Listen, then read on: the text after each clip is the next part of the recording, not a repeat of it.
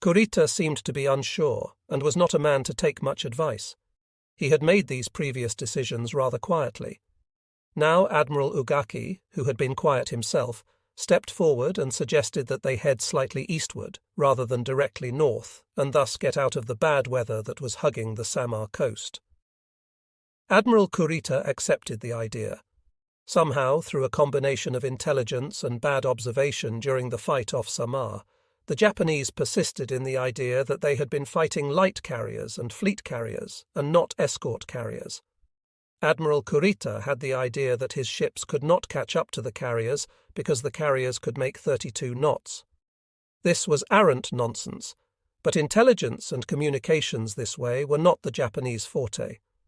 One might use intelligence in both senses here, except that it suffices to say that Admiral Kurita simply did not know.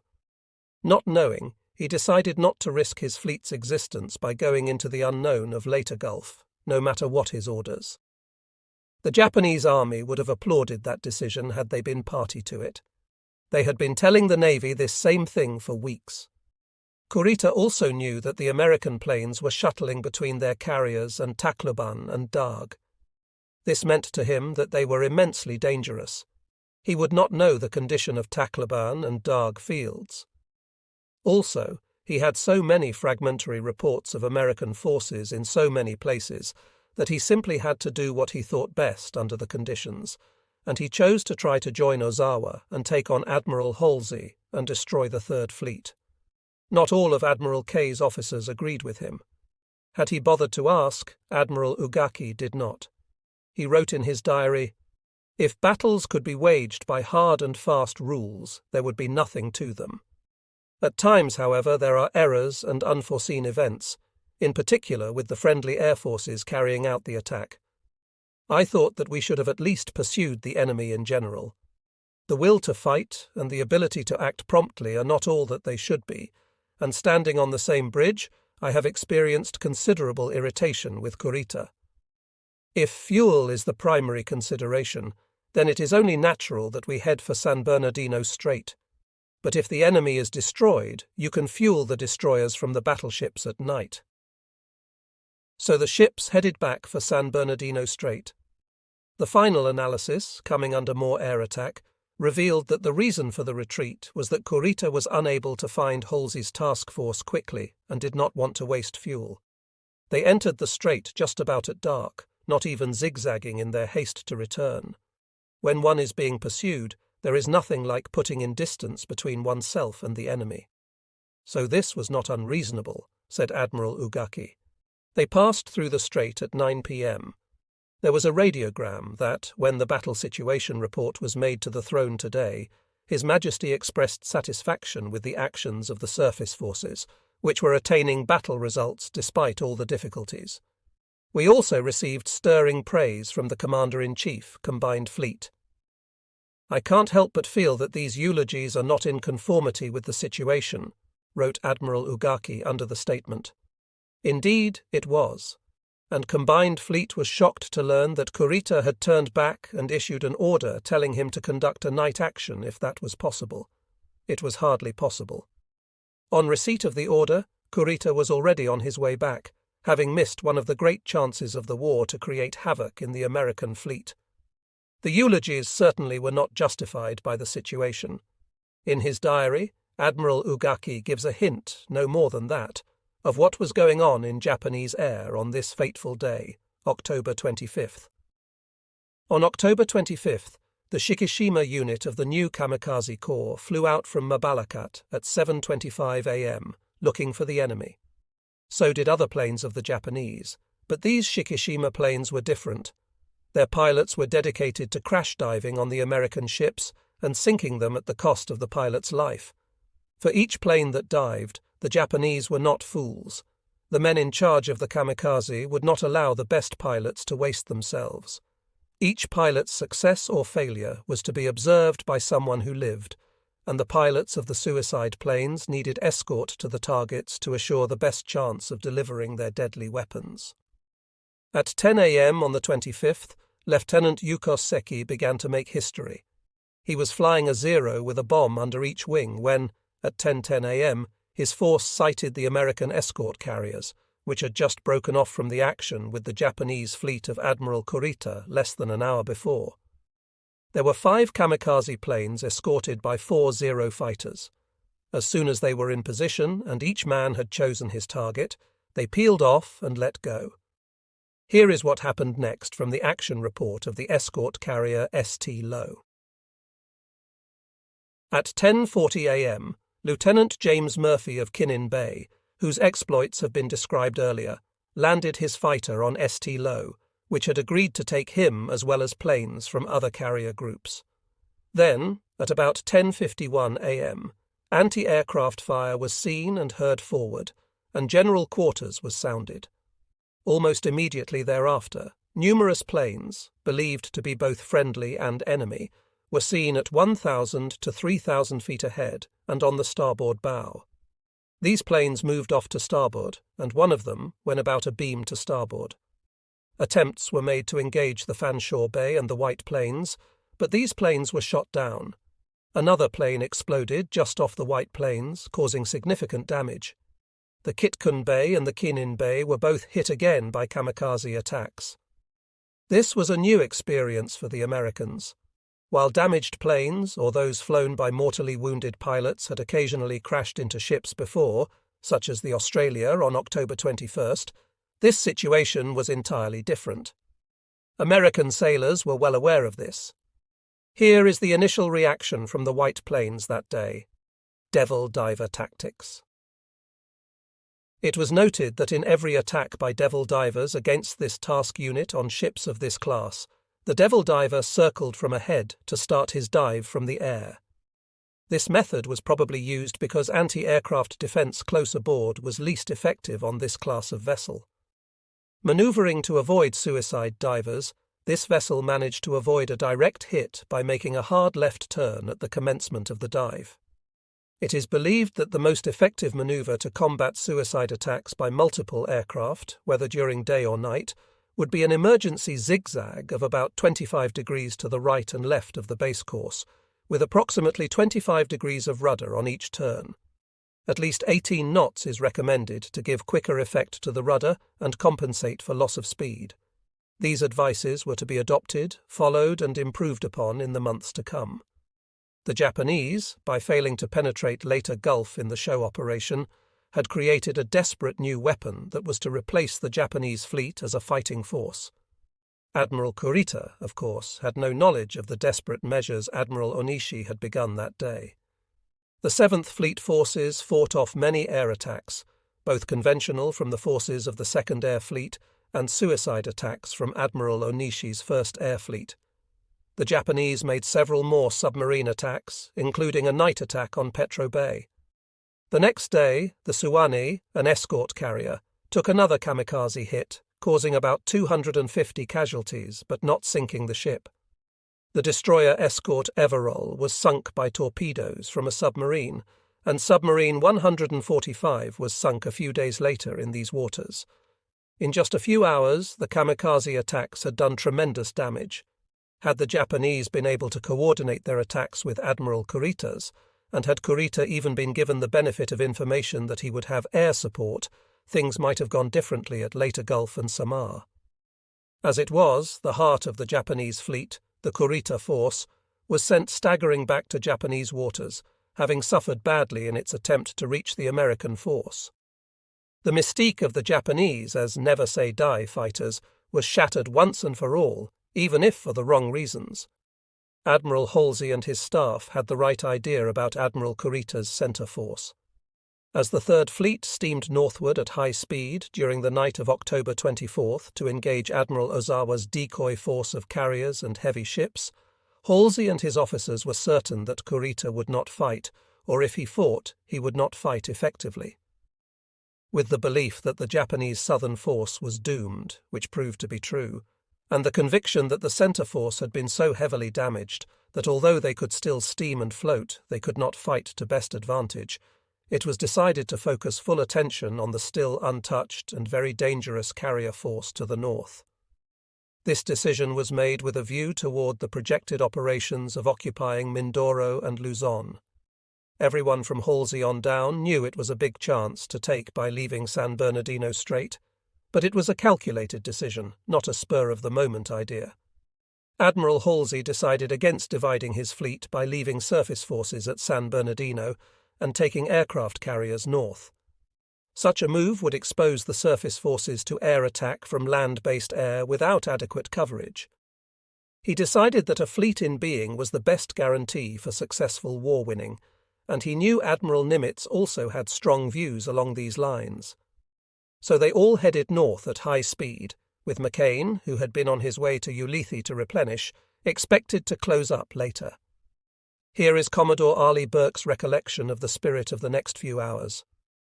At 8:29 p.m. that night, word was received that Task Group 38.3, which included Mitscher and Burke on the Lexington, would join Task Groups 38.2 and 38.4 at latitude 14 degrees 28 north, longitude 125 degrees 50 east. All three task groups would then attack the enemy carrier force at about 11:30 p.m. The task groups rendezvoused, and Admiral Mitscher took tactical command. Course was set north at speed 25 knots. At 12 a.m., the course was changed to the northeast at speed 16 knots. At 12:30 a.m., the Independence night carrier launched a night search to the north. At about 2:05 a.m., one of these planes made radar contact. About 30 minutes later, the same plane made contact with a second group of 6 large ships, which was slightly east of their original contact. This put the closest enemy group almost due north, about 80 miles away. Ozawa had split his force, and the scouting force was trying to get back to him. This night promised to be good. However, as often happens in war, fate took a hand. The Americans were moving in steadily on the Japanese. They had a tracking plane out, but the plane developed engine trouble at 3 a.m. and had to return to the Independence. Frantically, other planes were sent out.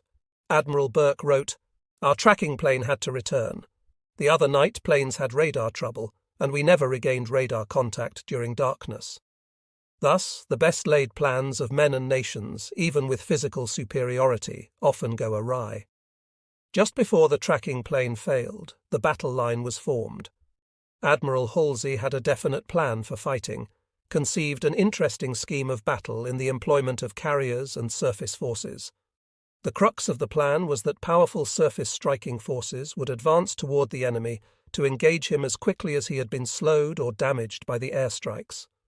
This was done during the night, and a fast surface striking force was bearing down on the enemy formation just before dawn.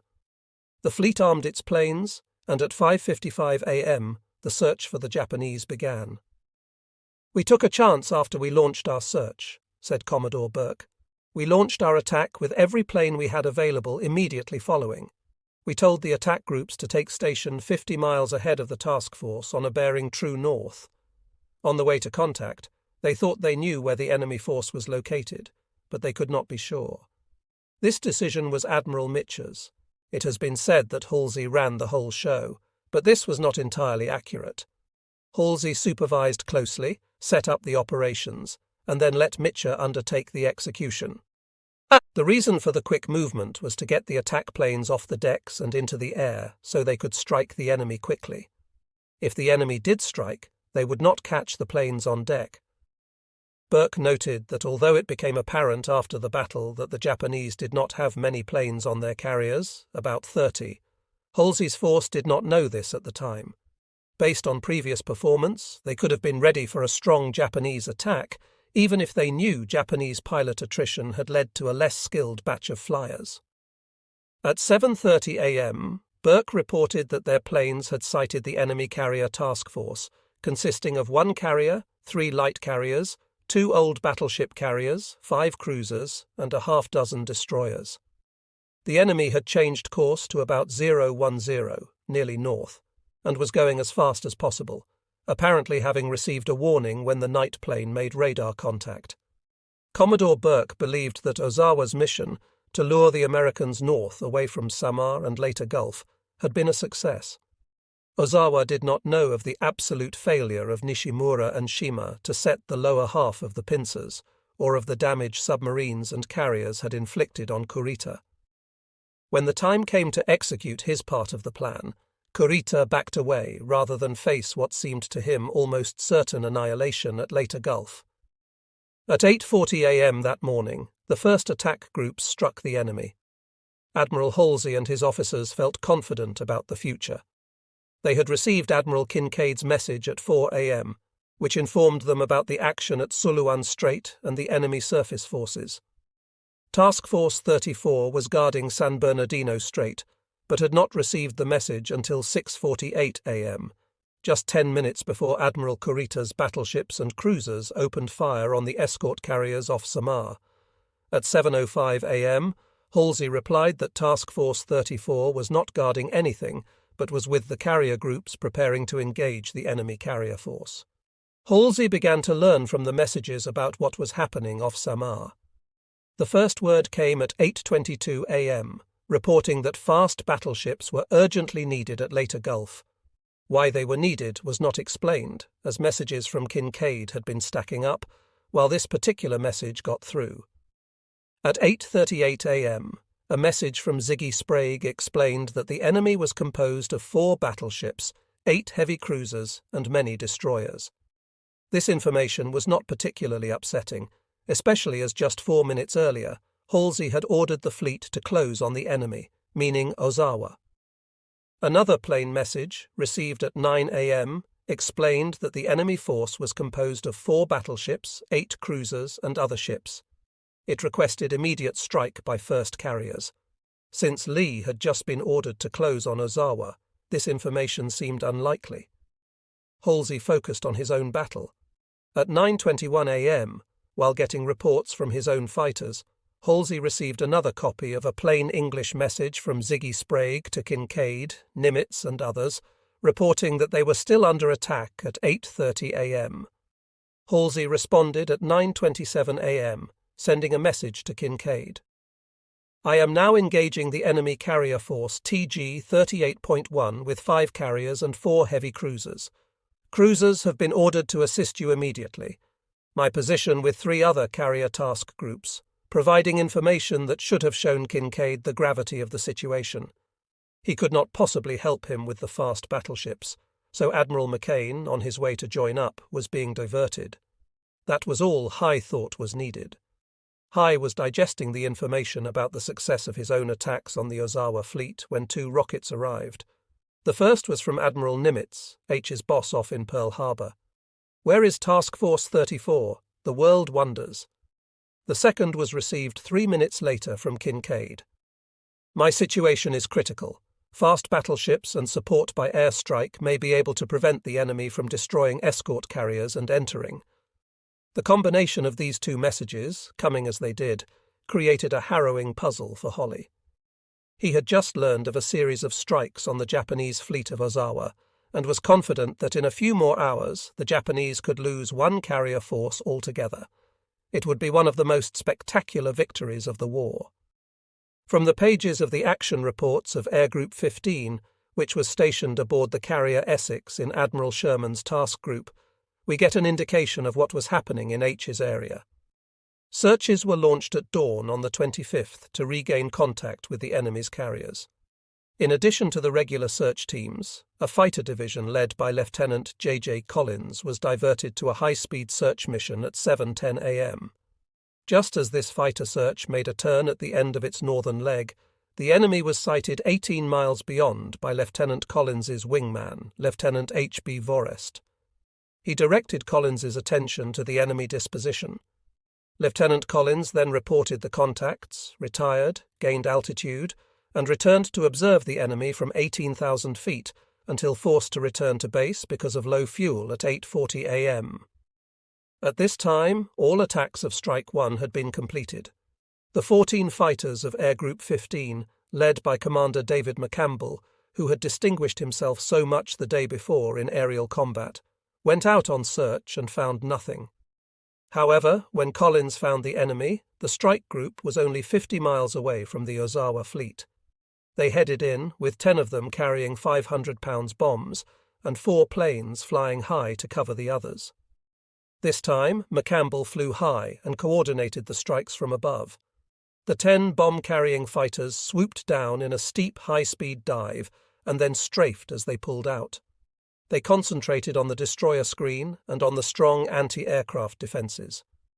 During the first strike, one of the enemy's northernmost carriers was able to launch fighters, about 18 or 20 Zeeks, which 4 of our VF-15 engaged. They shot down 8 and probably 3 more of the Zeeks. One of our pilots, Lieutenant Junior. Strain, was shot down in flames but managed to bail out and was picked up by destroyer 669. Late in the afternoon, all but this one, F-6F, returned to base. The Japanese were still tough fighters in the air and on the sea. Lieutenant Strain's experience shows the ability and dedication of both sides. After recovery from bombing and strafing the carriers, Lieutenant Strain noticed 5 or 6 Zeeks at 9,000 feet. The bombing planes were retiring below, so Strain's team followed and covered, climbing, but did not turn toward the bogies until they started a run on the first contact.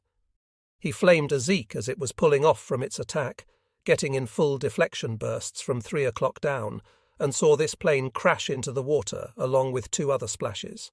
Next, he noticed his wingman starting a diving turn to the left, and as he rolled over, he saw 2 Zeeks firing at the wingman. He continued his dive and was in an excellent position, astern and above both, and flamed them both, one at 5 a.m. and the other at 7 a.m., with only short bursts in each. Both crashed. At this time he saw his wingman recovering to the left ahead and looked back for his section but did not see them. However, he saw many Zeeks. He turned into the closest one and fired a short burst that started smoke and flames, but he did not see it crash as he was hit at the same time by another Zeke firing from ahead. He tried to roll onto this one for a shot, but could not quite make it before the Zeke had flown directly in front and over him. His power then failed, and his F6 F3 started smoking badly, then burst into flames. Another Zeke made a run on him, hitting his port side many times and breaking loose the instrument panel. He considered trying to put the fire out in the cockpit so he could ditch, but found it beyond control and prepared to bail out after giving his position over the radio. Luckily, undamaged, his equipment twice caught on the cockpit enclosure, causing anxious moments, and he left the plane at 2,500 feet. 2 Zeeks were circling, so he delayed opening his chute until as late as possible. He almost opened his chute too late, but on its opening he made only 1 swing. When he hit the water, he swallowed considerable salt water while getting disentangled, but he lost it all with no trouble when in his raft. Throughout the day, he fired 3 very cartridges at low-flying search planes with no success. The sun was very bright, and he stayed out of the sun, dozing. At about 4 p.m., he sighted a friendly surface force and succeeded in getting a Roger from destroyer 669 at 9,000 yards with his mirror and was picked up. He had the pleasure of watching from the bridge as they polished off the enemy carrier he had hit previously, and saw the sinking of an enemy cruiser in a night action. Here is the account of the dive bombers in action. 15 Hell divers, led by Lieutenant John David Bridges, rendezvoused with fighter division fighters and torpedo planes, and were vectored to a point 50 miles north of base, where they orbited at 12,000 feet and were joined by air groups from other carriers. Upon receipt of a contact report from communication relay planes, the group departed for the enemy fleet, climbing to 14,500 feet en route. At this time, 1 bombing plane returned to base due to engine trouble. The target coordinator sighted the fleet and assigned the Essex Group a light aircraft carrier of the Kos class, then on the starboard quarter of the disposition, as if in the process of launching planes. As soon as the torpedo planes reached their desired position, the dive bombers started their high-speed approach from the south, attaining a speed of 240 knots prior to the breakup at 11,000 feet up sun from the target. These were the first planes to reach and attack the enemy disposition, and the heavy anti-aircraft fire was intense during the approach, as many batteries were concentrated on one formation. Dives were made from the northeast, and of the 12 bombs released on the light aircraft carrier, 8 were observed to be direct hits. The light aircraft carrier began a slight turn as the attack started, but resumed its course without further evasive action. The bombing plane's attack left the carrier burning fiercely, exploding and in sinking condition. Here is the report of the Essex's torpedo planes. 12 torpedo planes, loaded with torpedoes and led by Lieutenant Commander V.G. Lambert, were launched at 6:15 a.m. to attack units of a carrier task force reported about 250 miles east of northern Luzon. With bombing planes in the lead and fighter division flying cover, they orbited. Word came in about 30 minutes later that the force had been sighted while en route to the target and while about 30 miles away. The heater system in Lieutenant C.G. Hurd's plane caught fire, forcing him to return to base after jettisoning his torpedo. As the attack got underway, general disorder among the ships prevailed, making it extremely difficult to determine where one ship was in relation to another. The first reaction of this force was to complete a circle, and the torpedo planes were ordered by the target coordinator to make a coordinated attack with the fighter division and the bombing planes on the light aircraft carrier on the starboard side. An immediate letdown was made from 10,000 feet to between 6,000 and 7,000 feet. Lieutenant Commander Lambert split his flight so they could attack from either side of the disposition. Dive bombers were already attacking as the torpedo planes went into their runs, and in a matter of seconds they had scored numerous hits on the flight deck. Because the ship was burning and obviously out of action, the target coordinator called the torpedo planes and directed them to shift to the XCV-BB ice, which was close aboard to the port.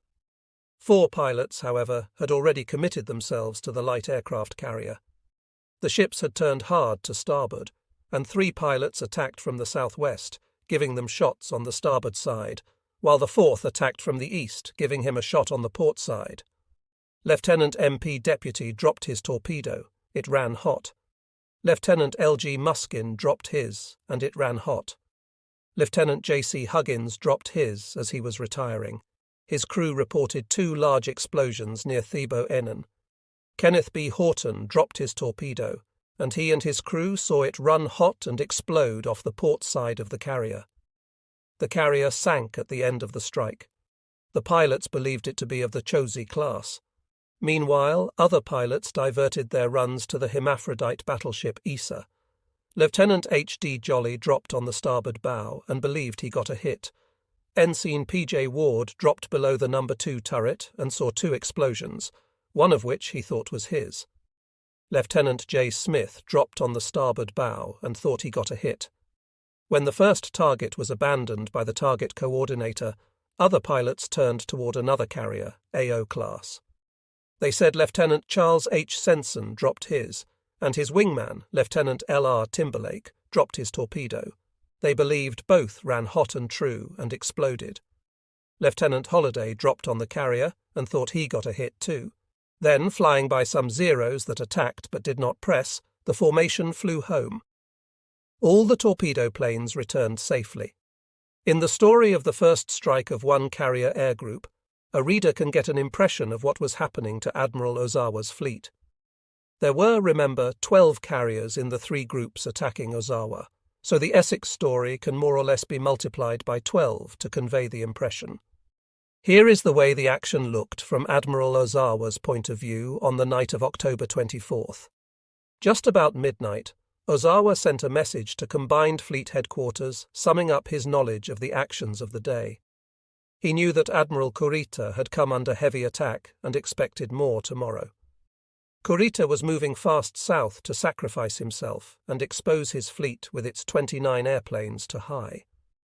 He had launched his strike on the 24th and had no idea what had happened to the planes, not even whether they reached the target area.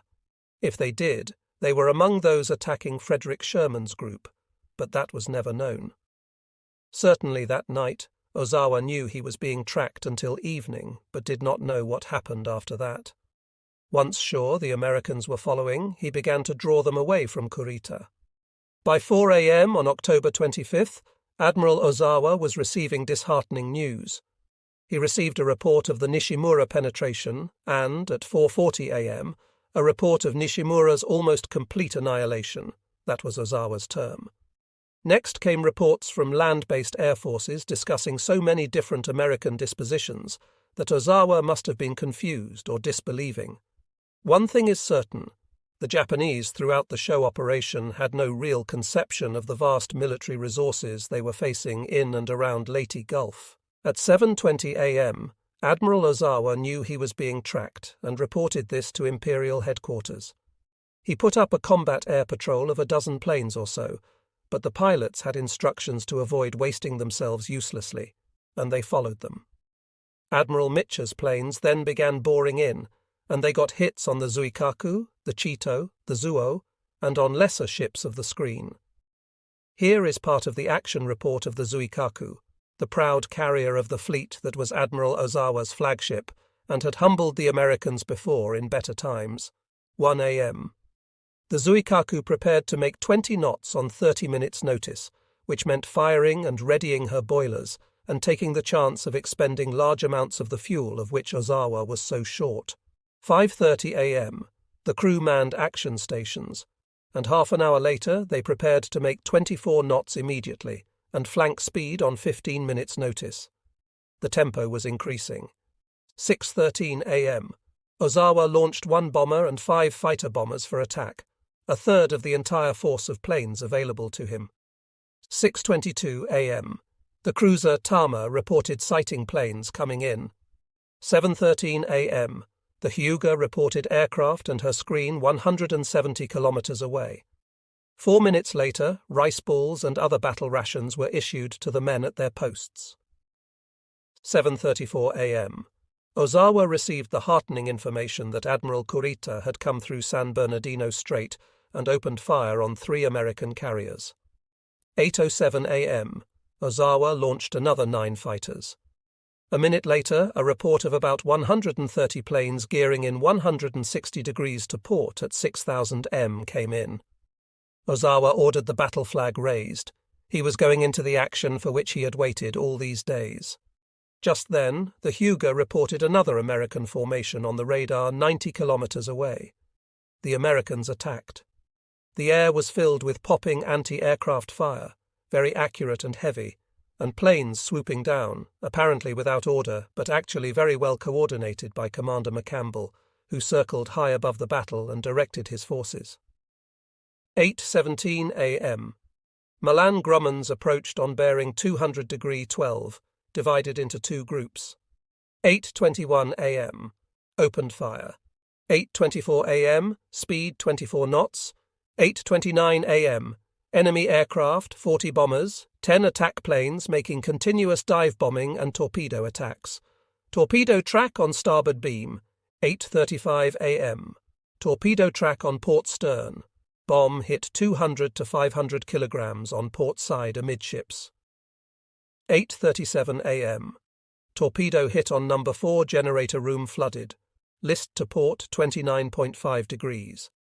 Secondary switchboard control panel starboard. Low voltage switch panel port. Switch room number 10 power line conduit and number 8 power line conduit flooded. Number 3 foam pump unusable.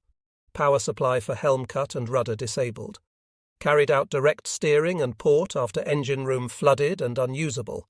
Impossible to remain in engine room due to heat. 8:40 a.m. Only starboard number 2 shaft operable. 8:45 a.m. List corrected to 6 degrees by speedy flooding off tanks. Helm restored by emergency power. 8:46 a.m. All transmitters out of commission. 8:54 a.m. Fire in upper and lower number 2 hangars extinguished. 8:54 a.m. 8 enemy planes 20 degrees to starboard. 8:59 a.m. Check fire. 9:23 a.m. Message from Oyodo. Notify condition of your communications equipment. It was very serious. 9:27 a.m. Stow anti-aircraft gear. The first wave ended, but if the Japanese thought it was the end of the action, they were sorely mistaken. The second wave came in 3 minutes later. One can sense the rise and fall of optimism in the action report. 9:50 a.m. Ammunition in AF magazine shifted to starboard side. Then came the second wave of planes. 9:53 a.m. Large air formation. About 30 planes coming in 160 degrees to port. 14 Curtiss carrier bombers. 9:58 a.m. Open fire. 10 bombers and 6 8 attack planes attacking this ship. 2 torpedo tracks on starboard stern. 10:08 a.m. Check fire.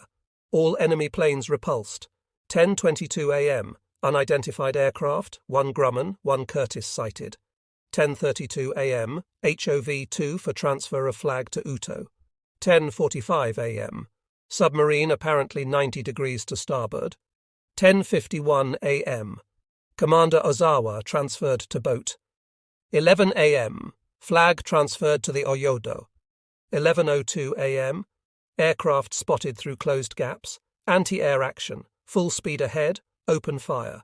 All carriers of Carrier Division 3 unable to recover planes. 9 planes of direct air cover landed in water. And so it went that morning. His communications out, Admiral Ozawa moved to the Oyodo. The destroyer Hatsuzuki picked up Lieutenant Kobayashi, the air cover commander, and the others, at least 7 of them. The Japanese estimated they had shot down 6 Grummans and 3 bombers. From the south came the heartening news from Admiral Kurita that he had sunk 3 or 4 enemy carriers and 1 cruiser. By this time, the third strike came in on the Zuikaku and the others at 1:08 p.m. But before it arrived, the whole complexion of the battle had changed suddenly because of a message sent by Admiral Nimitz in Pearl Harbor. At 10 a.m., Holly received the strange message from Nimitz that both upset and infuriated him. The message was unlike Nimitz, not because Nimitz would not question, but because it came to Holly's desk as, "Where is Task Force 34?" That last phrase seemed pure sarcasm, and was so taken by Holly at this moment when he believed he had a triumph on his hands. 25 minutes after the message arrived for Holly, another one came from Admiral Bogan to Admiral Mitcher, showing how well the flyers were doing in their attacks on the Japanese.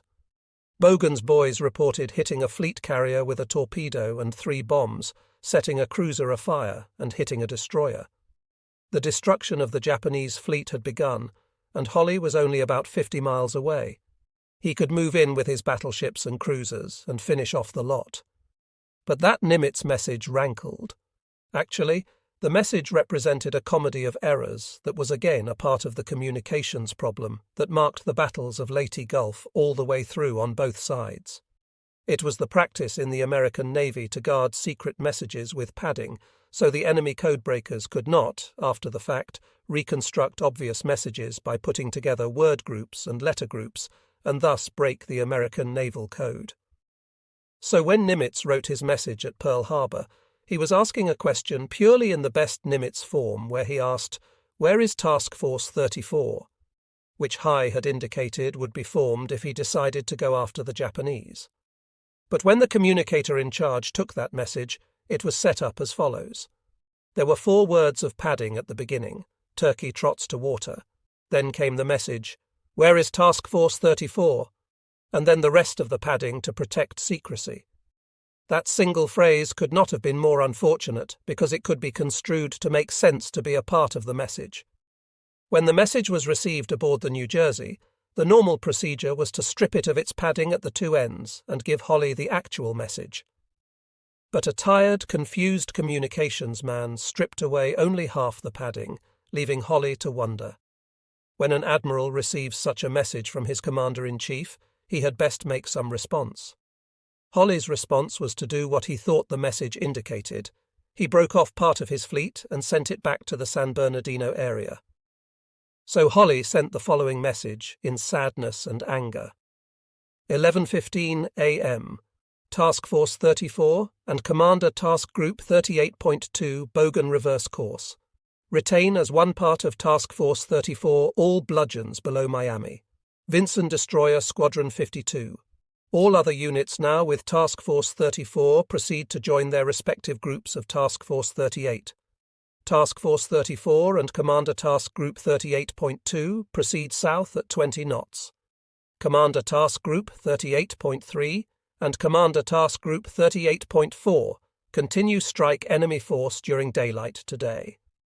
Although the task groups of Admirals Sherman and Davidson would continue hitting Ozawa's fleet, the heavy surface units were sent back towards San Bernardino Strait.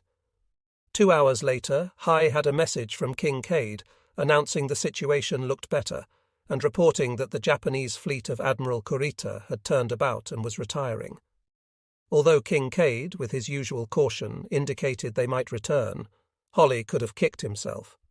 Morning and afternoon of October 25th, the Japanese went limping homeward from Suar and San Bernardino Straits, while to the northeast Admiral Ozawa stood and took the beating he had expected, all to no avail because of the failure of Admiral Kurita to recognize his opportunity in the mid-morning of that day to the south. The planes of the escort carriers sought the ships that had escaped in the morning. The cruiser Mami, sorely damaged, was being escorted homeward by the destroyer Abon when at 7:27 a.m. 4 carrier planes attacked. The attack was driven off, but at 8:30 a.m.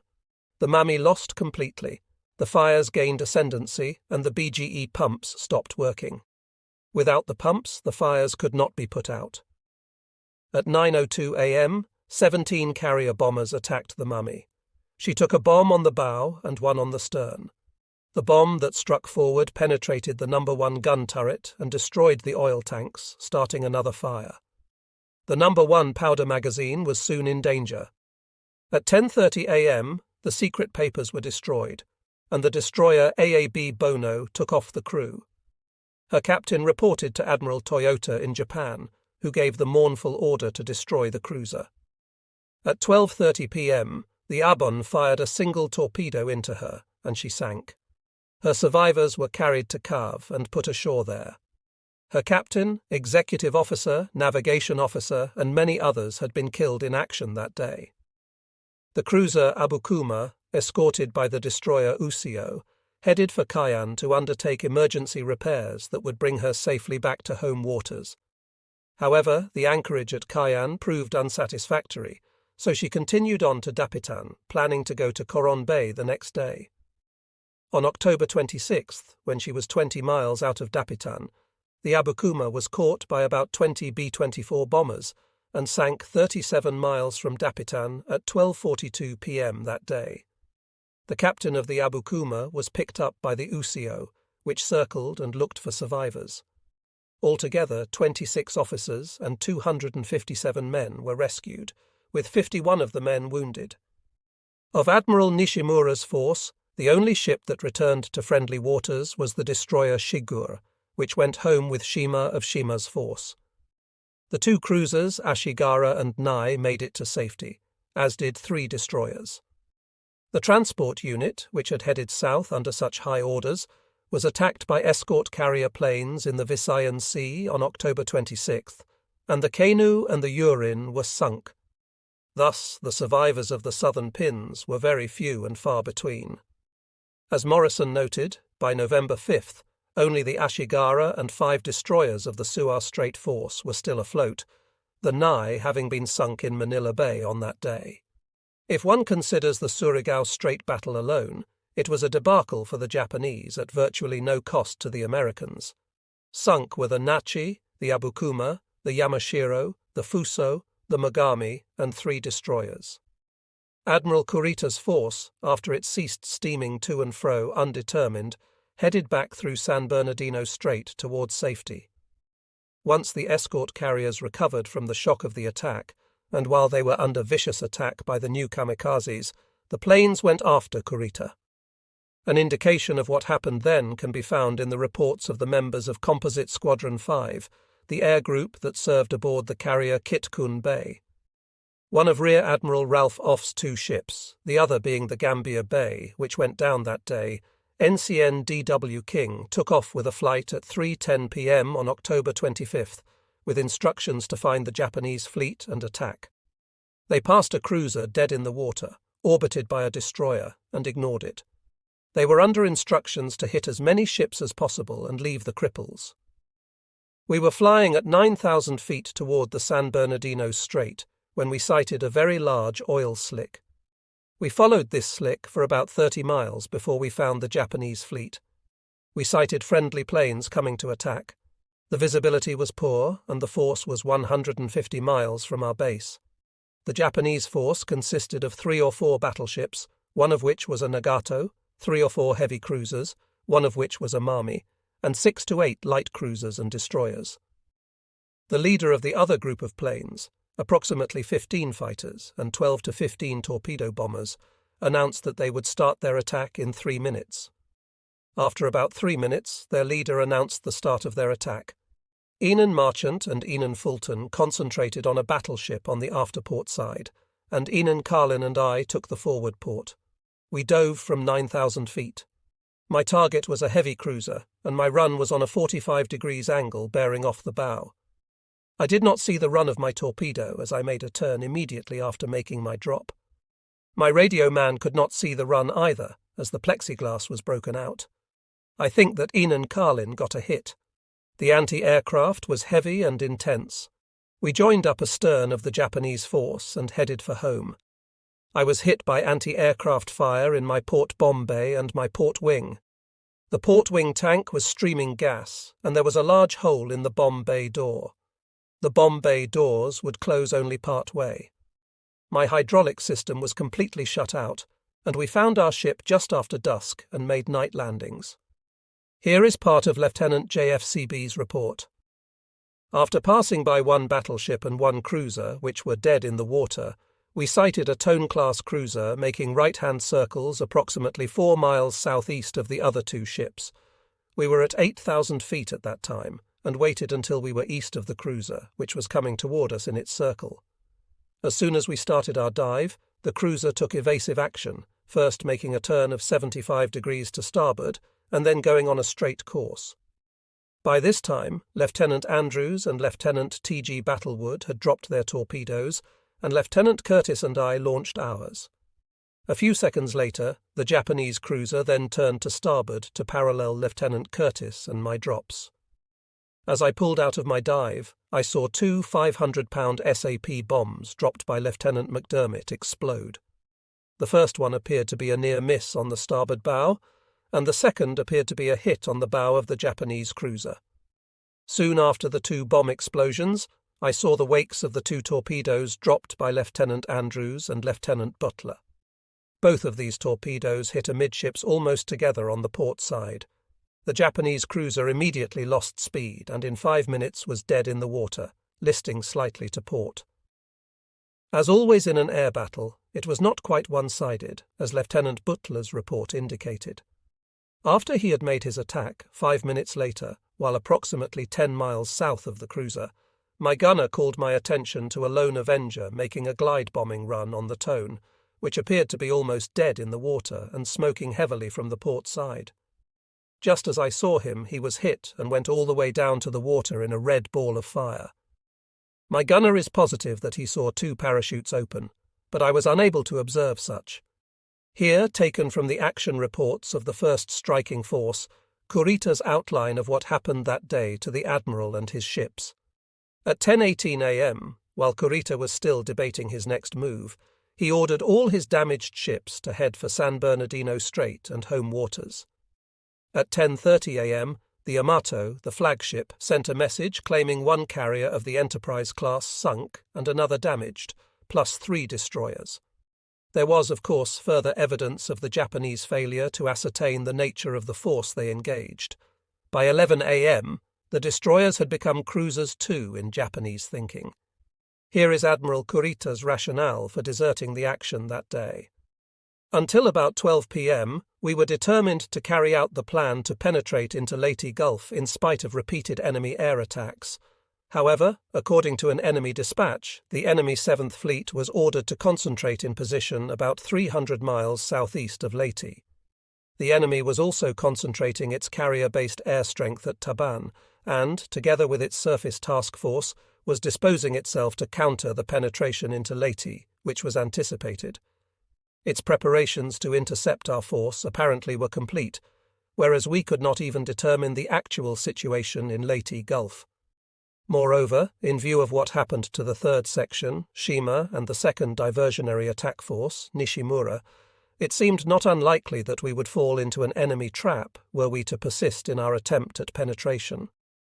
The wiser course was deemed to cross the enemy's anticipation by striking at his task force, which had been reported in a position bearing 5 degrees distance 113 miles from Suluan Light.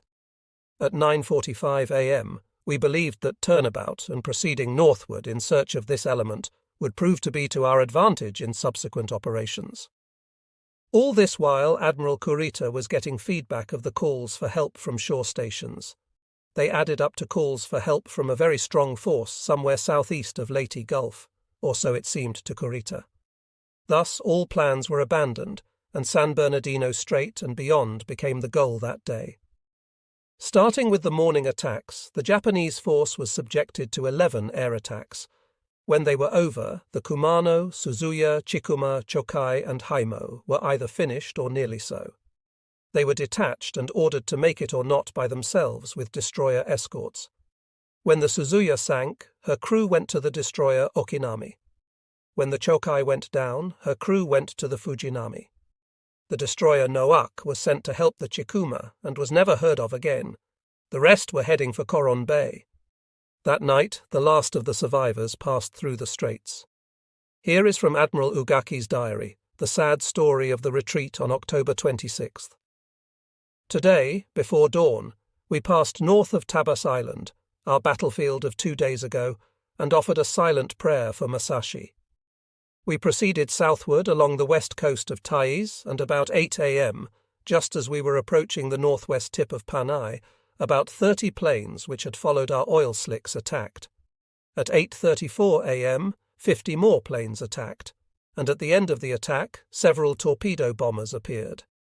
Yamato skillfully evaded the torpedo attacks, but Noshiro sustained hits and became unnavigable. A destroyer was assigned to Noshiro, and Yamato sustained considerable damage when 2 bombs dropped by dive bombers hit her forecastle. At 10:40 a.m., the third wave of planes came in, 30 B-24S making their initial appearance flying at high altitude. They leisurely manoeuvred, and one group dropped its bombs between Haruna and Kongo, and another group on Yamato.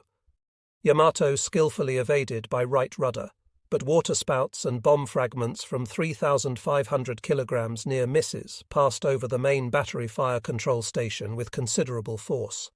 One ricocheting small fragment pierced the Chief of Staff's right thigh. Almost simultaneously with the B-24S, about 60 carrier aircraft attacked. Noshiro was torpedoed and finally sunk. This was the last attack made on our force, but our feeling was that we had had enough. Although the Yamato was a huge enough ship that she could keep on fighting when lesser vessels would have gone to the bottom, she had been very seriously damaged. In all this action of the past 3 days, one bomb had pierced the anchor deck and exploded deep below, smashing 2 large holes in the armour plating. One shell had blown away part of the armour of No. 1 turret. Another shell through the top deck had raised havoc in the crew quarters. A bomb had made a large hole above the waterline near No. 1 turret, and water had come in through the various holes so heavily that the ship took on about 3,000 tons. The captain had to counterflood with another 2,000 tons to correct. Even so, the Yamato, at the end of the action, was well down by the bow and limping. The Nagato was also damaged by bombs and fragments. The Kanano was attacked again and barely made Manila Bay, and her escort destroyer Fujinami, which was carrying survivors of the Chokai, was sunk on the way to safety. The enemy, with the victor's feeling of finishing off the cripples, went about this task in a most thorough fashion. Some justification was given Admiral Kitt's decision to turn back by the fuel shortage, so serious that although they planned to refuel at Coron Bay, several of the fleet's destroyers ran out of oil even before they reached Coron and had to be given an emergency supply, a dangerous proceeding in what were now American waters. By October 27th, the Kurita force had reached the northern edge of the dangerous ground, which held so many sad memories for them from a few days before. When the D and the Dace had attacked near here, the Japanese had a serious problem. American planes could track them for miles because they were trailing a fleet-sized oil slick, and every ship was damaged to some extent.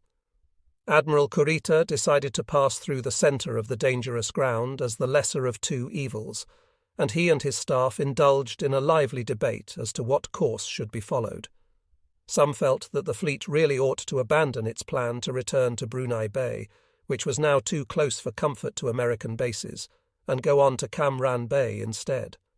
They could make that the new base, at least for the moment, until repairs could be begun. But Admiral Kurita decided in favour of his original plan to return to Brunei Bay.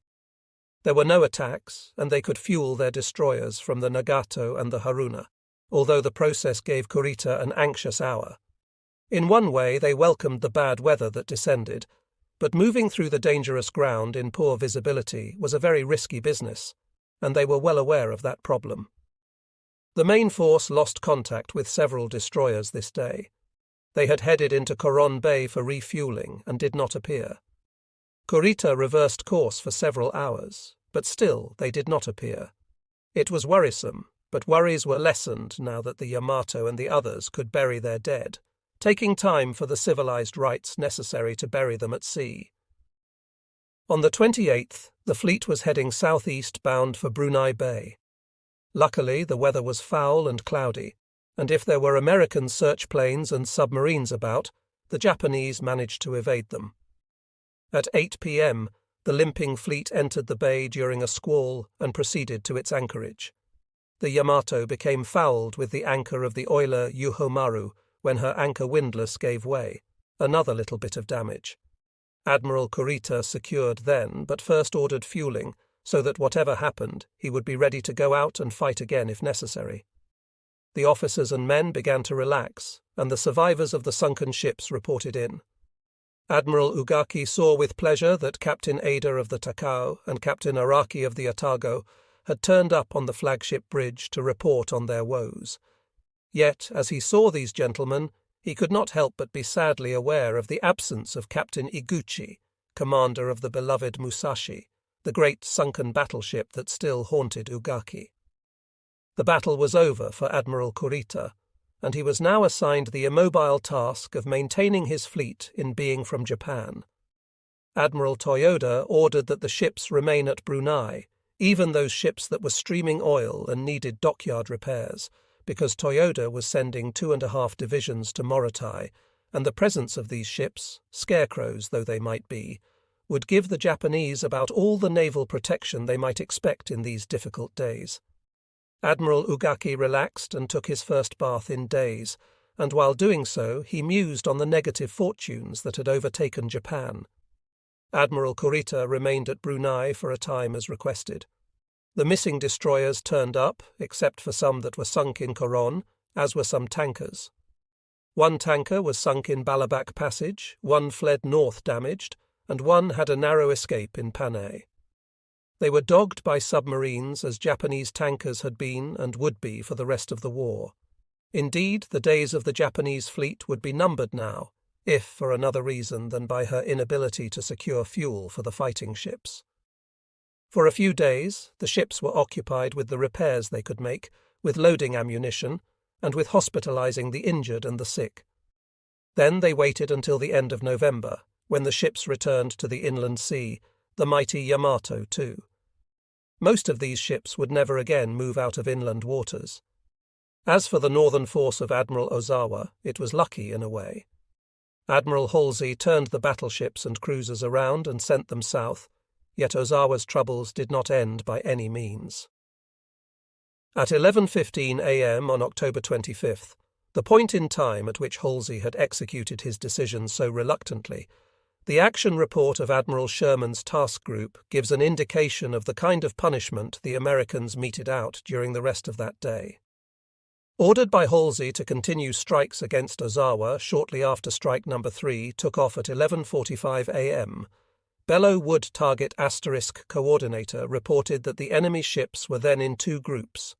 One to the south, thereafter known as the Cripples, was composed of an Issei-class battleship carrier, 1 light cruiser, and 22 destroyers, all circling the second Kosaka-class light aircraft carrier, which was still dead in the water and burning as a result of the first attack.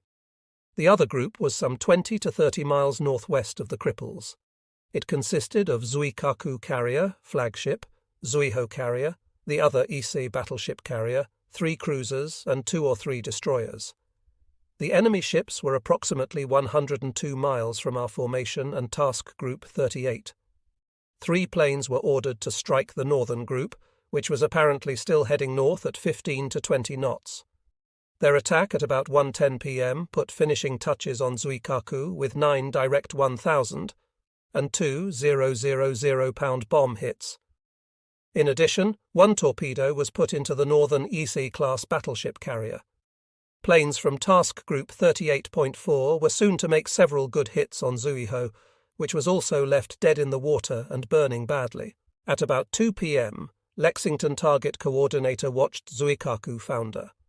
This coordinator was Commander Theodore H. Winters, Jr. of Lexington's Air Group 19, and he had taken over on target from Commander McCampbell. Here is part of his account of what he saw below. By the time I relieved McCampbell as strike leader and air coordinator over the targets, there were only 3 carriers left and about 2 battleships, exactly 2 battleships and 3 or 4 cruisers. They were more or less spreading out, trying to get away. So we took our groups on up further north and hit Zuikaku and Zuiho. I put my group, Group 19, on the Zuikaku, and they really smothered her. She slowly burned for about 2 hours, and I spent 6 to 6.5 hours over the target, so I watched these ships sink. The Zuikaku sank in about 2.5 hours, and the Zuiho, a little bit smaller than our Enterprise, was very fast and manoeuvrable, and it took several strikes on her to sink her. Finally, she rolled over and sank after about 3 hours of attack. There was no explosion or going up in a mass of flames or anything spectacular.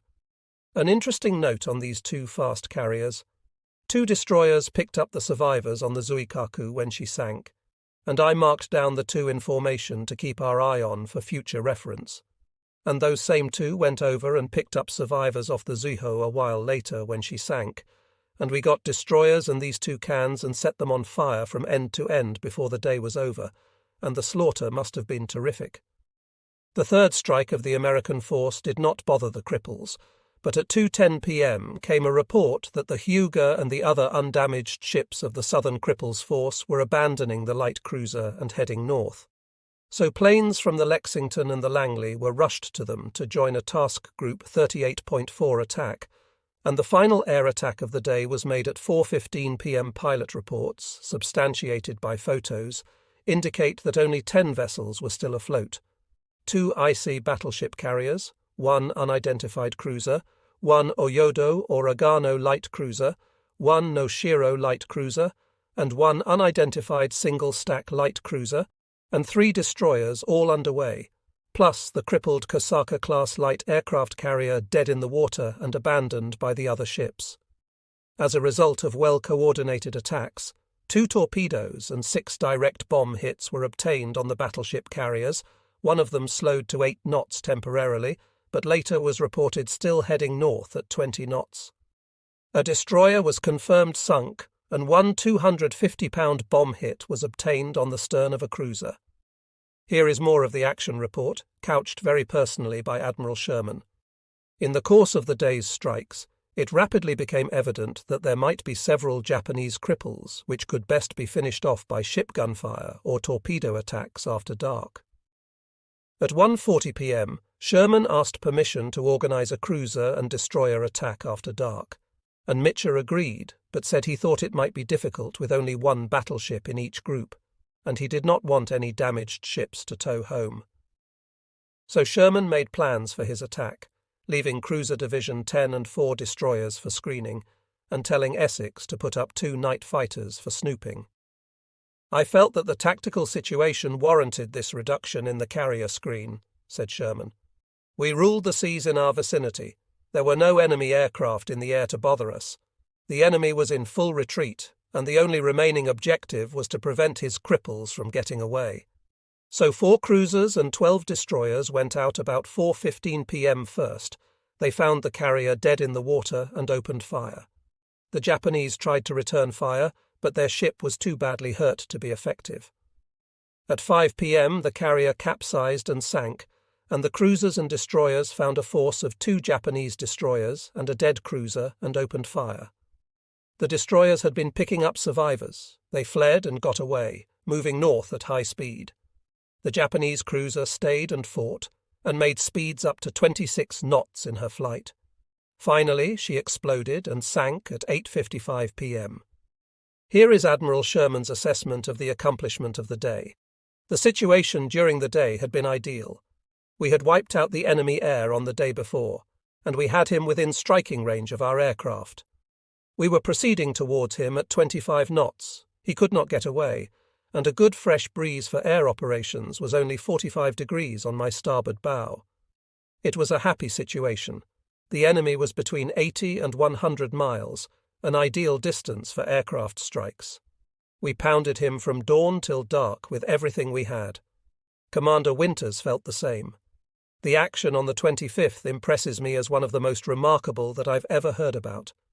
We sank 4 of their carriers, including their biggest, the Zuikaku, corresponding to our Essex class, and a couple of their cruisers and 3 or 4 destroyers, and crippled 2 battleships, one so badly that it was later sunk by submarines, without the loss of a single ship in that part of the battle. Admiral Sherman summed it up from his point of view. The Japanese Navy had been dealt blows from which it is safe to say they will probably never recover. From the beginning of the day, Admiral Ozawa's force was really doing nothing but manoeuvring to avoid as many bombs and torpedoes as possible. What else could Ozawa do? He was the sacrificial lamb, and he knew it. After the war, he said that if Kurita had been able to get in among the American transports in Leyte Gulf and destroy them, he would have done all that Ozawa could have expected of him. At no time did Ozawa expect any help from Kurita or anyone else, and at 11 a.m. on October 25th, with the destroyer Akizuki sunk, the Chiyoda virtually dead in the water, and the cruiser Tama badly hit, Admiral Ozawa ordered a retirement to the north. He reported to Tokyo that he had been hit and that he was bringing the fleet north at 18 knots. Then came the third wave of American planes and more damage. In mid-afternoon, Ozawa assessed his situation. He judged correctly that the mobile force then was encountering 2 American task groups, one in the south and one southwest of him. They were drawing nearer, he knew. He considered whether or not to continue to draw away or to plunge in with a surface attack. But what did he have to fight with against the American carriers and their supporting ships? He had nothing but surface ships, no aircraft available for use. Said his summary, even the cruisers' seaplanes had been damaged and could not fly. Reconnaissance and attack capability, nil. Consequently, Admiral Ozawa did not know the American position, but he did know that he had done absolutely no damage this day to the Americans, and they had done plenty of damage to him. His decision was to continue diversionary operations until a favourable opportunity arises, in which case the main body will counterattack and destroy the enemy at any cost. He ordered all ships to join up and head north by 3 p.m. Ozawa had the melancholy task of reporting that he had lost the Zuikaku, Zuiho, Chitose, and Chiyoda, the 4 carriers and the destroyer Akitsuki, and that the cruiser was so hard hit that he had ordered her to retire independently as best she could. The cruiser was sunk that night by the American submarine Jalao before she could arrive anywhere.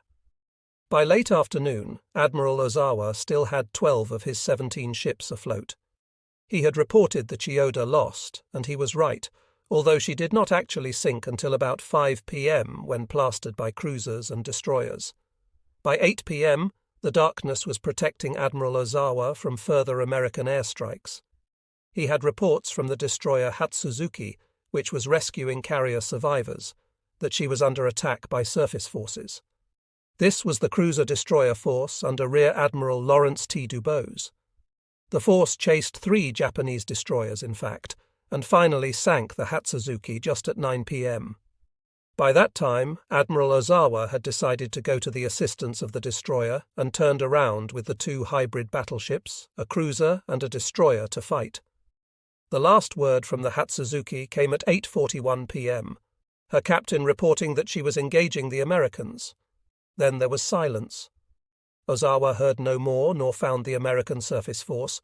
He did, however, hear indirectly. At midnight, Ozawa made a situation estimate, searched for the enemy force until 11:30 p.m., but failed to ascertain his position. While the search was in progress, the Wakatsuki rejoined and made the following report concerning the enemy situation. Hatsuzuki, Wakatsuki, and Kuwa while rescuing survivors of the Zuikaku and Zuiho, were attacked from the east at around 7 p.m. by an enemy force of 10 ships. Wakatsuki and Kuwa speedily retired. Hatsuzuki was seen engaging the enemy while laying down smoke, but was not subsequently heard from. Estimate: judging from the above information, together with the respective positions of our force and the enemy and our own search course, it is concluded that the enemy either passed to the north or withdrew to the south while we were searching for him. The mobile force main body will again proceed northward and seek to engage the enemy. It is doubtful if Admiral Ozawa was playing more than a performer with this situation report, for at 8 p.m. he had received a report from Combined Fleet Headquarters that indicated the battle was over in the south. Admiral Toyoda had said that if a chance came for Kurita to make a night attack against the enemy, he ought to do so, and so had Ozawa. But if no chance came, then Ozawa was to move north to refuel and return home. Ozawa, reading between the lines, knew that Kurita had given up his mission, and there was no further sense in any sacrifice. On the morning of October 26th, Halsey's Third Fleet had lost contact with Ozawa altogether. 2 of the task groups refueled that day, and 2 concentrated their strikes on the retreating Kurita force with some effects as noted. But the battle was over for Ozawa. He headed for Amami-Oshima, where his diminished oiler force was waiting. They headed northwest, very carefully avoiding submarines and sticking to the coastline of the Nansei Islands, and entered their anchorage on October 27th. That day, new orders were received. The Oyodo and several destroyers would go to Manila, where they would be made available for transport and guard duty for the beleaguered army troops whose battle for the Philippines was just beginning. The damaged ships, such as the destroyer Shimotsuki, were ordered to the inland sea for repairs. Ozawa took his flag to the Hyuga, the hybrid battleship carrier, which was the best thing he had left, and on October 28th he took the sadly diminished remains of the main body back to the inland sea. On October 29th the force arrived. There was a brave general order to the effect that the Hyuga and the Issei would prepare themselves for battle once again, but none believed it. The mobile force of Admiral Ozawa had lost 4,500 men up until this battle. Japan's navy had lost perhaps 40,000 men in all actions fought during the war, and although the total losses were never assessed in the almost complete destruction of Admiral Nishimura's force and the heavy punishment dealt to Admiral Kurita in loss of vessels, the Japanese casualties for the battle must have exceeded 10,000 men plus the ships they went out in and in which they went down. As for pilots and planes, altogether in the days of battle that began with the assault by Halsey's fleet on Okinawa early in October, the Japanese must have lost more than 1,000 planes plus aircrews in most cases. Army and Navy figures were not evaluated together, but nearly half that many planes were lost in Okinawa, Formosa, and the Luzon battle alone. Admiral Ozawa recommended the disbanding of the mobile force and the reliance of the Navy in the future on land-based air, unless something could be done to give the Navy new carrier pilots. There still existed several operational carriers and ships capable of making at least 24 knots, which the other fighting ships were not. For the time being, at least, any use of Japanese naval power would have to be piecemeal, as Ozawa indicated. What he did not say was that he and the other admirals knew that they had seen the effective end of the Japanese fleet. The battles of Leyte are important in the scheme of naval and military history because of the many aspects of command with which they deal, and they are important in the study of war for what they teach about the defense of desperation. Even in their desperate show plan, the Japanese naval authorities were following the normal processes of war. But when the show operations so obviously began to fail for want of air cover, then a new policy of desperation was begun, the kamikaze. The instrument of the deadly war policy showed the world in the next 9 months just how dreadful war can become when a handful of men are literally ready to do anything to stop the enemy. The battles of Leyte marked 2 turning points in the war against Japan. First, as noted, was the coming of the kamikaze policy, to which the Japanese authorities were persuaded by a number of admirals and other officers, most notably Vice Admiral Takijiro Onishi. The logic of desperation is simple, if frightening. Admiral Onishi was sent to the Philippines to make sure that the show operation was a success, and success depended on the suppression of American air control of the Philippine waters, while Admiral Kurita sailed down, and Admirals Nishimura and Shima sailed up and closed the pincers on the Leyte beaches. When Admiral Onishi discovered that he had fewer than 100 planes with which to work, and when the Second Air Fleet from Formosa arrived so decimated that it had only 200 more planes, then he saw that only by making one plane do the work of 10 could he possibly achieve his directive. Since he was on notice that success was imperative, his decision was quite simple. The morality of the kamikaze might be questionable. Onishi committed self-termination with the failure of the war, but the efficacy was not. Of course, one must also reflect on what part the Western insistence on unconditional surrender played in the killing of thousands more Americans by Japanese self-termination pilots in the months to come, when by the naval standards at the time of the Leyte battles, the victory was already won and Japan must accept defeat. Japan was already defeated in the autumn of 1944, 2 months after Leyte, while the Japanese land armies were still fighting vigorously in the Philippines. One whole convoy was wiped out by the Third Fleet, and that was not a solitary instance. At least 2 other convoys of 10 and a dozen ships were all but destroyed. Those ships were lost before they could return to Japan, so it can be accepted from the Japanese figures that there was not enough fuel oil and gasoline in Japan to resupply the outlying parts of the empire or to operate the naval vessels. Deadly policy and the fact of defeat are both shown overwhelmingly in the sortie of the Yamato and her little squadron in April. The Imperial High Command issued a comforting report which praised the dead of the Yamato and themselves for ordering the operation, stating that it was a success because it let the kamikaze pilots concentrate on American ships, while the pilots of the fast carriers were attacking the Yamato and the lesser ships. The facts do not bear out this contention. The Yamato attacked, that is, she came into action on April 7th, but on April 6th she did not leave Japanese waters until 3 p.m. 17 American ships were put out of action by kamikaze, while on April 7th only 6 ships were put out of action, 2 of those victims of mines, not air attack. The official Japanese argument does not hold up at all. It made no sense of any kind from the viewpoint of the West that the Yamato should be sent out with only enough fuel for a one-way trip, or should be sent out at all. Yet, it is not enough to look at the matter from the American point of view. From the Japanese point of view at this stage of the war, normal logic could have no further effect on military councils, because normal logic told the admirals that the war was lost and should be ended. It could not be ended because the Americans would not let it be ended on a basis that the Japanese could consider honourable. There is politics in war, and while the generals and admirals could discount Admiral Halsey's boast that he would ride Hirohito's horse down the streets of Tokyo, they could not discount the danger that the emperor would be tried as a war criminal. God is not a criminal, and the emperor was God.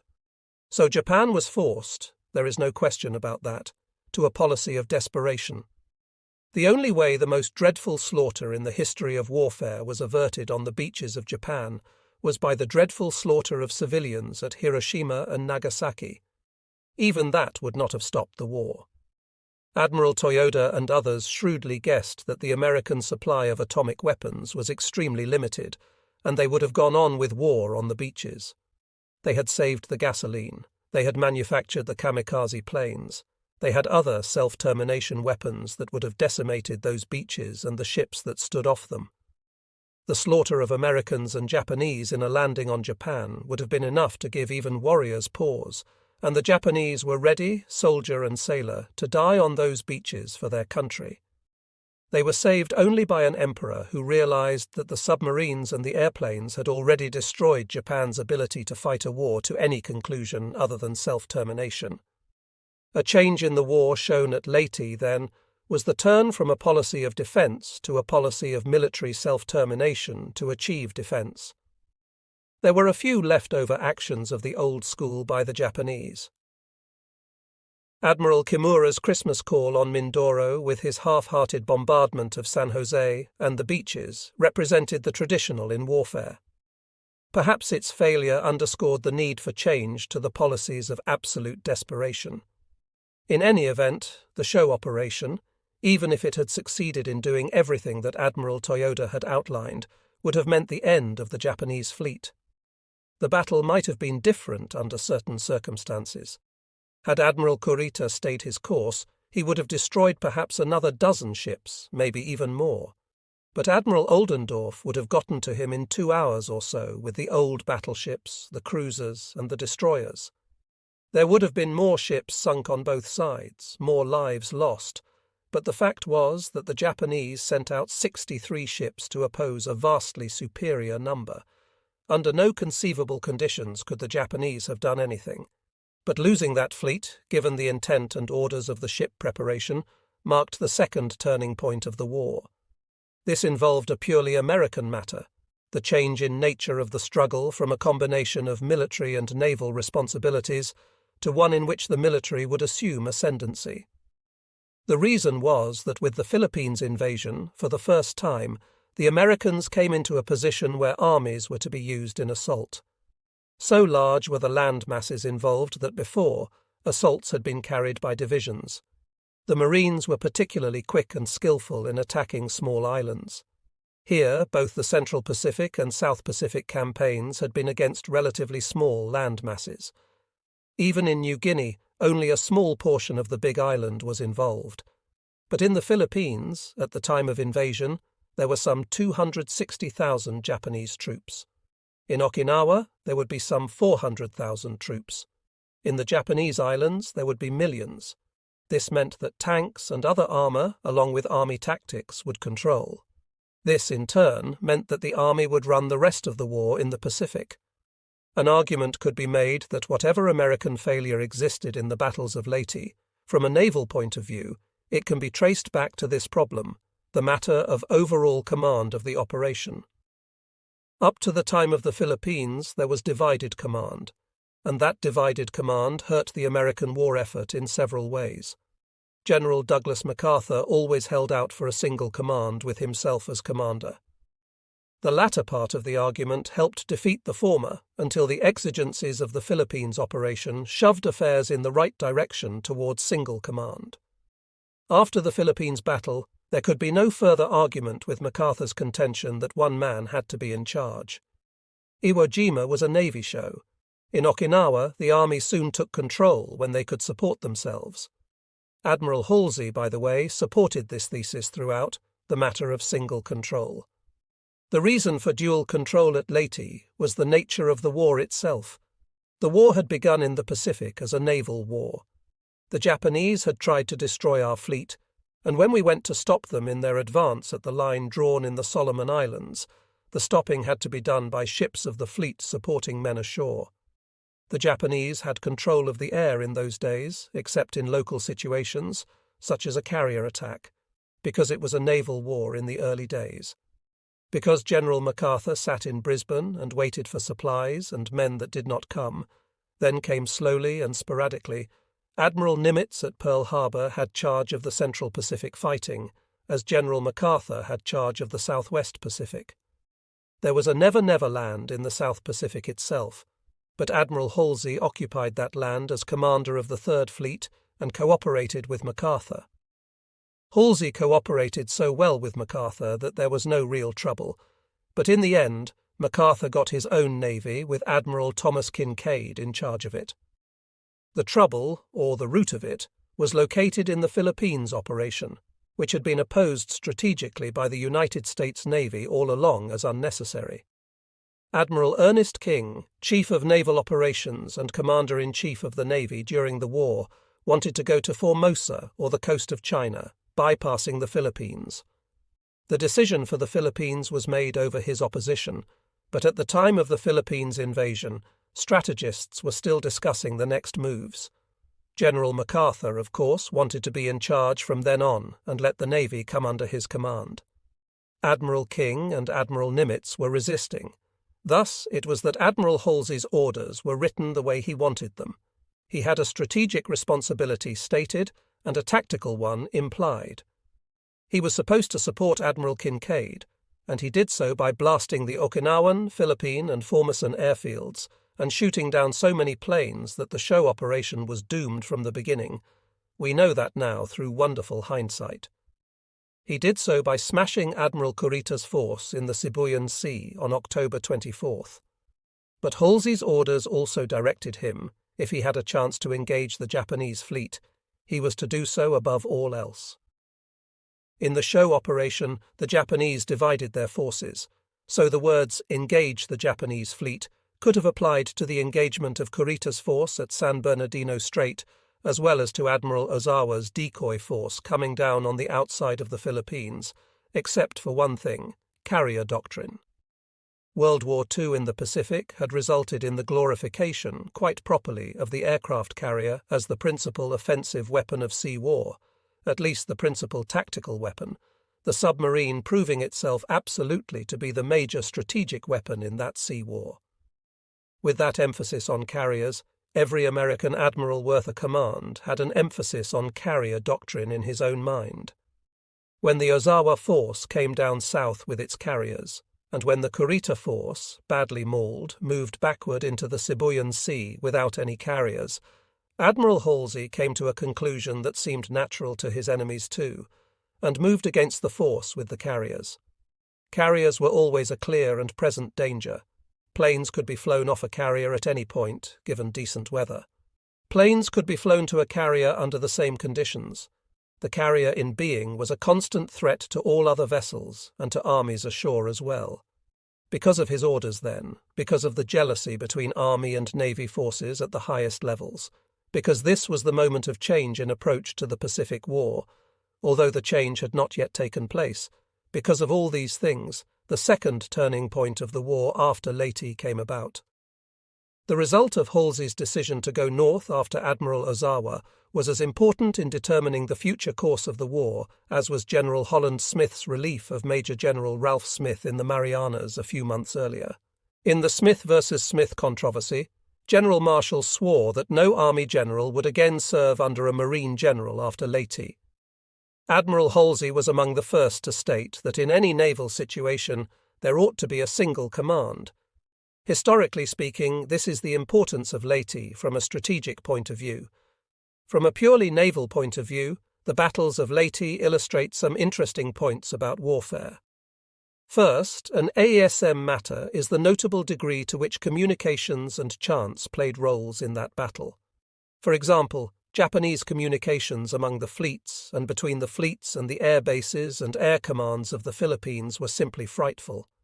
The only message that ever seemed to get through was the ones from the fleets to Tokyo, and these were then parcelled out among the other fleets.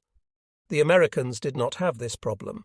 Indeed, Admiral Kinkaid's eavesdropping on Halsey's messages, not meant for him, caused Kinkaid to jump to a wrong conclusion, perhaps proving the truth of the adage that the great American indoor sport is jumping to conclusions.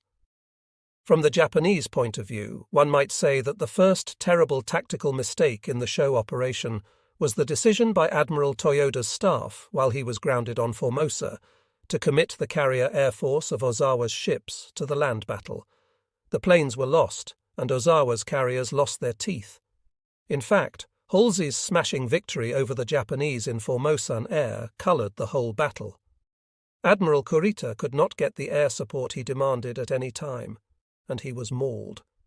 His assessment of the situation changed hour by hour, dropping ever lower. When, by good luck, he found himself in precisely the position Admiral Toyoda had hoped for, the conditions were such, and his state of mind was such, that he could not take advantage of his opportunity. But look at it from Kurita's point of view. He set out on what was obviously a desperate mission. The orders were changed so many times that it was unnerving. In particular, Kurita went into the Sibuyan Sea and found it full of sharks. He lost 2 cruisers and was banged up before he got past the dangerous ground, a long way from San Bernardino Strait. He did not get any air cover. The next day, October 24th, he was hit all day long by American planes and did not get any help from Japanese air that should have been all around him. For the most part, he could not even get a message out to land-based air telling him what was going on. When Kurita was ready to go through San Bernardino Strait, he was out of communication except to have a strong message from the combined fleet. He was attacking the Americans very successfully when he learned that the southern half of his Spencer's movement, Nishimura and Shima, were not going to help. He could gather easily enough that, for the most part, they were not ever going to arrive anywhere again. Unnerving, no less. He discovered so many ships. 2 sets of carriers were known to him, but he did not know their types. He knew of so many other ships to his south and his east that he was unnerved again. Healed, and then he was too late to take after whatever he thought was the force to the east, so he went home again. Some historians say he turned tail, and his conduct has been carefully ignored by Japanese strategists for the most part on the high seas. Many of his subordinates disagreed with his action. Admiral Ugaki, for one. Perhaps Kurita was one of those Japanese commanders who disagreed with that part of Bushido, the philosophy of the samurai, which calls upon a man to give his life when there seems another course than defeat. There were definitely 2 schools of thought throughout the war. Some admirals went down with their flagships, and some swam to safety. When the Atago was sunk at the beginning of the show operation, Kurita swam for it and was rescued by a destroyer. That's not conclusive, but it is an indication of his thinking. In any event, he took the Yamato and the lesser ships home and put the finish to a distinguished naval career. As for the other Japanese commanders, Shima and Nishimura suffered from personal differences, bad communications, and Shima from orders that were changed too many times. There was no sense in sending 2 forces down through the Sulu Sea to Surigao Strait. It probably would have made no difference, however, had they joined because Admiral Oldendorf was ready and waiting, so calm and confident that he did not even make a minor change in his battle orders after the enemy was identified and enumerated going through. He smashed Nishimura, and he could have smashed Shima as well. At the same time, Admiral Ozawa did precisely what he was told to do, and he did it very well. He was to lure the Third Fleet north and be sacrificed. His sacrifice was not total only because of Admiral Nimitz's interference in the action, and Halsey's quick reaction, which he ever after regretted, caused Halsey to break off the incipient surface action that would have smashed the Issei, the Hyuga, and the other ships. Well, Halsey smashed most of them later at Kure anyhow. It might have been more romantic to smash them off Cape Engano, but the Kure bombing was no less effective. Speaking of the Japanese, the land-based air commanders might have been a little more considerate of their seagoing fellows. Japanese air suffered from the worldwide disease of conflict of interest between naval and army arms. The army air simply did not know the first thing about naval engagement and air responsibility and did not care. The army air at Leyte was effective in bombing some ships around the beaches, but that was almost all its effectiveness as far as the naval action was concerned. But naval air did not give the Japanese admirals even the rudimentary intelligence they needed, which is surprising because the battle reports of the American forces indicate the almost constant presence of snoopers everywhere. The failure lay apparently in base communications and in base-to-fleet communications. It was a drastic failure.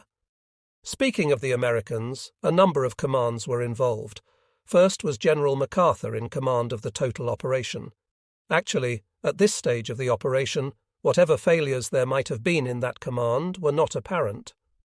Halsey later complained that under the MacArthur setup, Army, Navy, and Air Corps commanders never seemed to know what the others were doing and did not cooperate fully. MacArthur was responsible for fighting the Battle of Leyte. Under him, Admiral Kinkaid was responsible for protecting those troops who had been gotten ashore and their lifelines and ability to continue to fight.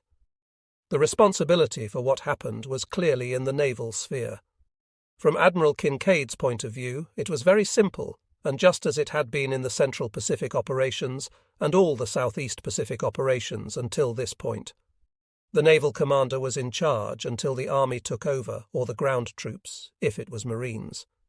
Therefore, from Kinkaid's point of view, the total responsibility of all naval forces in the Philippines was to protect those people and those lines. That meant the 7th Fleet, the parent fleet. It also meant the 3rd. The army took over, or the ground troops, if it was Marines. To Halsey, as noted, the mission was quite different. He had a chance to get the Japanese fleet, and he took it, thus creating one of the great controversies of wartime. Yet it is not really so much of a controversy, because naval historians and admirals line up almost entirely on one side. Halsey was wrong to have deserted San Bernardino Strait with the Japanese in the Sibuyan Sea. Naturally, Admiral Kinkaid has always thought so, but so have many of Halsey's admirals and other officers. Admiral Gerald Bogan was particularly outspoken in his feeling that Halsey should have left Admiral Lee and the fast battleships and Admiral Bogan's task group at the San Bernardino entrance. It was an absolute gesture. There was nothing halfway about it. Halsey might have told Kinkaid that he was going. He did. But Kinkaid thought Halsey had formed Task Force 34, the fast battleships, and did not pay any attention to the implication because of that feeling of security about San Bernardino Strait. Kinkaid did not send out enough scouts soon enough, but if he had, the result might not have been much different. The Japanese force could make perhaps 30 knots, and the American force of escort carriers perhaps 19. Admiral Halsey never liked being blamed for San Bernardino Strait and the loss of 1 escort carrier and 3 destroyers and escorts, but he never denied making a mistake. "Hell yes," he would say, "I made a hell of a mistake, but given the same information and the same conditions, I would do it again." And he would have. That was the strength of the man, the reason that he was responsible for some of the notable victories of World War II in the Pacific, from the Solomons to the smashing of the Japanese fleet at Kure Naval Base, those last beggarly remnants of a once mighty navy. But in the final analysis, the battles of Leyte were won by the overwhelming might of American arms in October 1944 against the slender, diminishing resources of the Japanese. The battles are tales of the courage of many men and the bad luck of some, as exhibitions of the strength of the human spirit in self-sacrifice. Whether the cause be deemed right or wrong, they are worth the telling. But the fact is that in October 1944, Japan hadn't the ghost of a chance to win the war. It was too bad there was no easy way to stop the killing when the Japanese fleet was cut to pieces at Leyte.